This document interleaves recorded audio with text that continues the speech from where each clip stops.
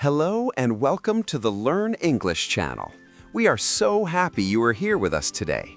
Remember, every minute you spend listening to English is a step toward your dream of speaking perfectly. You are doing a great job. I'm John. And I'm Lucy. Today, we are talking about a very important topic, at the doctor's office. Lucy, let me ask you something. Have you ever felt that cold sweat? You know, when you are sick, your head hurts, and then you realize you have to explain your pain to a doctor in English? Oh, I know that feeling. It is a real pain in the neck, which means it is a very annoying or difficult situation. Many people feel afraid because they don't want to say the wrong word and get the wrong medicine. It's a big worry for many students. Exactly. People worry about not understanding the doctor's questions or not knowing how to describe what they feel. But today, we are going to solve that problem. We are using simple English, perfect for those starting their journey, but it works for everyone. Even if you don't understand every single word, just stay with us. This exercise will accelerate, which means make it go much faster, your learning process. That's right. You don't need to be a medical expert. You just need the right tools. Today, we will learn how to describe symptoms and how to answer the most common questions doctors ask. And we will have some fun too, because learning shouldn't be boring. So, Lucy, imagine I am the doctor and you are the patient. What is the first thing a doctor usually asks? Usually, they say, "What brings you in today?" Or, "How can I help you?" That's a classic. And if I'm the patient, I can start with I have. For example, I have a headache. A headache means a pain in your head. Or I have a sore throat. A sore throat means your throat hurts when you swallow food or water. Those are very common, but sometimes people get confused with the word cough. A cough is when you push air out of your throat with a loud noise because you are sick. Like that. Nice acting, Lucy. Another important thing is describing how long you have felt this way. The doctor might ask, when did the symptoms start? Symptoms means the signs in your body that show you're sick, like a fever or a cough. And you can answer, "It started 2 days ago," or "I felt like this since Monday." It's important to be specific. But John, I have to tell you a funny story about a friend of mine. He went to a doctor in London because he had a bad cold. The doctor looked at him and said, "I think you have a mild flu." And what did he do? Well, my friend heard mild and thought the doctor said wild. He started panicking. He thought he had a wild flu, like some crazy, dangerous jungle virus. Oh no, that is hilarious. For our listeners, mild means not strong or not serious. It's the opposite of wild or severe. Severe means very strong or very bad. Exactly. So if the doctor says you have a mild cold, stay calm. That is the beauty of learning context. If you think about the situation, you realize the doctor is trying to help, not tell you that you're turning into a tiger. Speaking of context, let's talk about body parts. Sometimes we don't know the name of the organ, but we can point and say it hurts here. Yes, "it hurts" is your best friend. My back hurts, my stomach hurts, or my knee hurts. But doctors also like to use the word ache, like backache or stomachache. Let's expand our list of symptoms, Lucy. What if you feel like the world is spinning? Oh, that is dizzy. If you feel dizzy, it means you feel like you might fall down or your head is spinning. You can say, "I feel dizzy." Good one.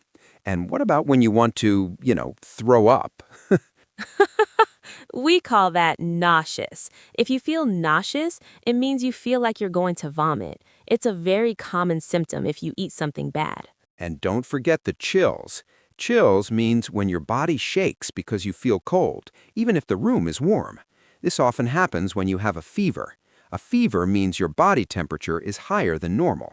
Doctors also ask about your energy. They might ask, "Are you feeling fatigued?" Fatigued means very, very tired or having no energy at all.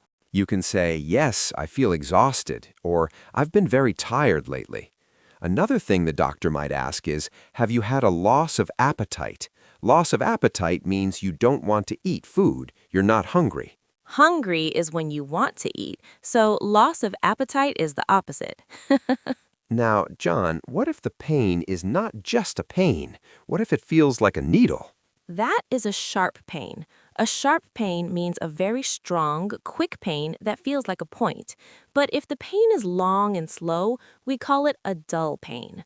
Dull means it's not sharp. It's like a heavy, constant feeling. That's very helpful. Sharp like a pencil, dull like a heavy stone. Got it. Now, let's talk about some more questions the doctor might ask. They often ask, is the pain localized? Localized means the pain is in one specific spot. Or they might ask, does the pain radiate? Radiate means the pain starts in one place and moves to another part of your body. Oh, like when my back hurts and then my leg starts hurting too. That radiates. Another common question is, have you taken anything for the pain? This means, did you take any medicine at home before coming here? You can say, yes, I took some aspirin, or no, I haven't taken anything yet. And what about the physical exam? The doctor might say, please lie down on the table. Lie down means to put your body in a flat position, like when you go to sleep. Then they might say, tell me if this hurts when I press here. Press means to push with your fingers. And you say, ouch, if it hurts. Ouch is the universal word for pain in English. Exactly. Now, Lucy, many students try to translate every word in their head before speaking. They think in their language, translate to English, and then speak. This makes them very slow and nervous. Yes, and that is why we're here. We want you to stop translating. When you feel a pain in your head, don't think of the word in your language. Think headache. Just connect the feeling to the English word. That is the secret. And give yourself some grace. Be kind to yourself. If you forget a word, use your hands. Point to your nose if you have a runny nose.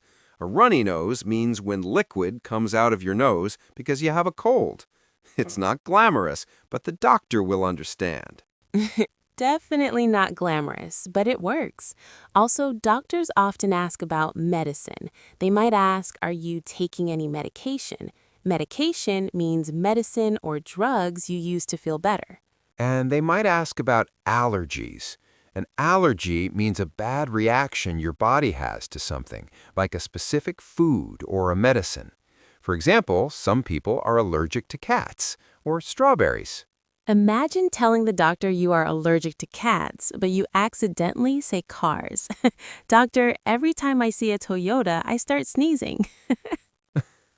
That would be a very strange life. But this is why we practice, to feel confident. Even if you make a mistake, like my wild flu friend, it becomes a funny story later.